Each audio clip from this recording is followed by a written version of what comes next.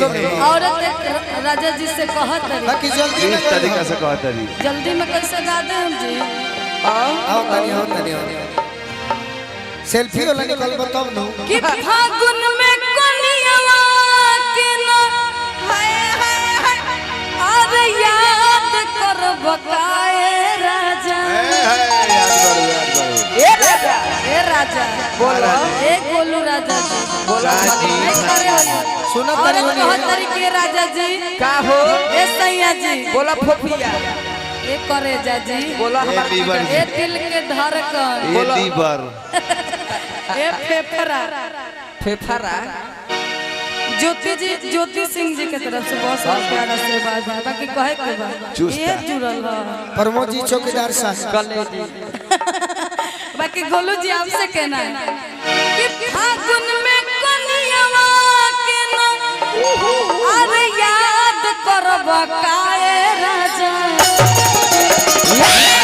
कि फागुन में कनियावा के ना याद करब काए राजा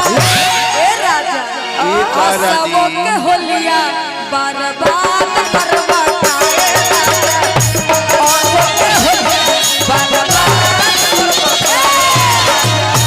सबो के होलिया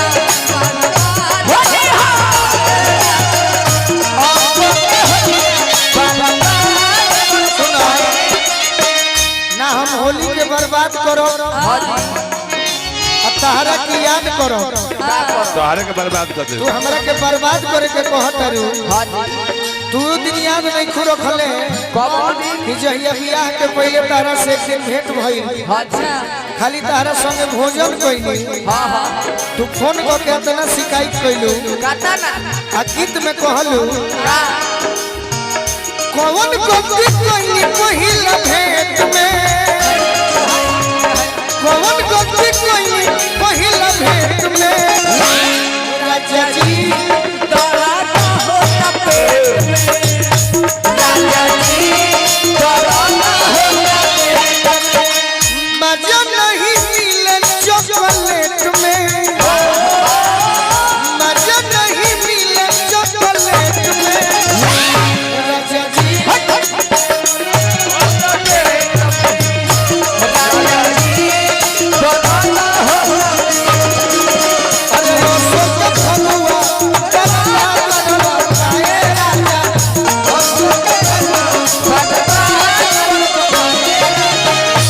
बाकी औरत बड़े सुंदर भाव में अपना राजा जी से अपना सैया जी से बताओ तरीका है का हो अब की के का बदलो जाए सादा दे हम सिखाई तो करो तानी वादा अब की के का तुम रहो जाए सादा दे हम सिखाई तो करो तानी वादा ए राजा भैया औरत बड़ा सुंदर भाव में ए रानी जी ये रानी जी इधर भी आप ध्यान दीजिए मैंने पानी का इधर इलाका भी हमारे जनता जनार्दन भाई मित्र है और आप लोग से औरत बता रहे हो कह रहे क्या अब के का तुम हो जाए सादा दे हम सिखाई तो करो तानी वादा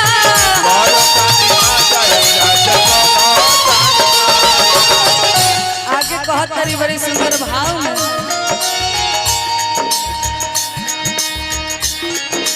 कि नया नया हमार गीत ह एमे किए लिखाई ह अब रिलीजो ना भइल और सुनाओ तनी कहत हो जाए ए दीदी हमरा पुआ के सवाद ले बकाए राजा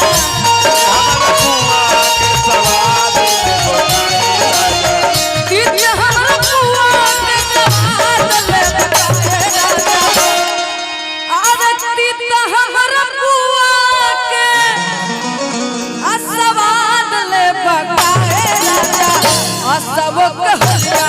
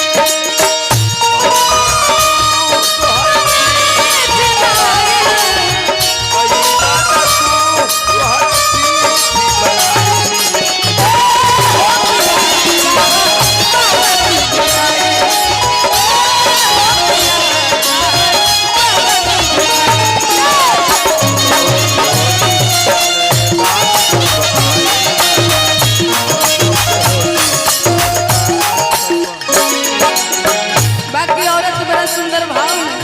अपना राजा जी से अपना सैया जी से बताओ तरीका सुतला में सपना हम देखी चिकारी जब में जितेंद्र कहिया ना सवा हमरा सारी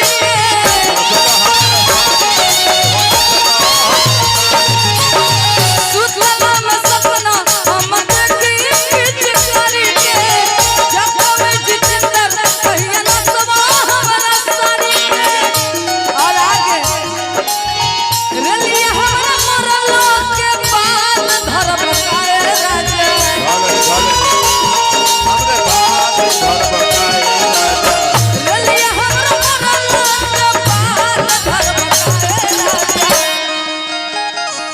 अरे रलिया हमरा मरलो के अरे बाल धरब काए राजा आओ सबो के होलिया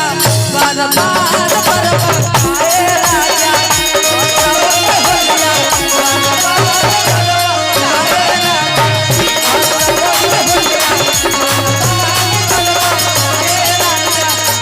सबो के होलिया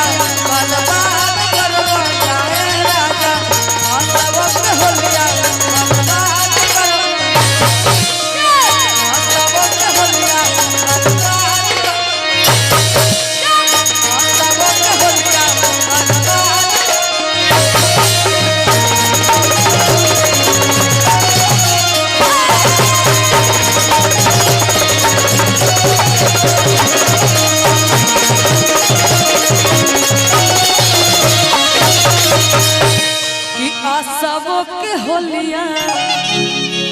बर्बाद करवा काए राजा। तो आप लोग ऐसे ही सुनते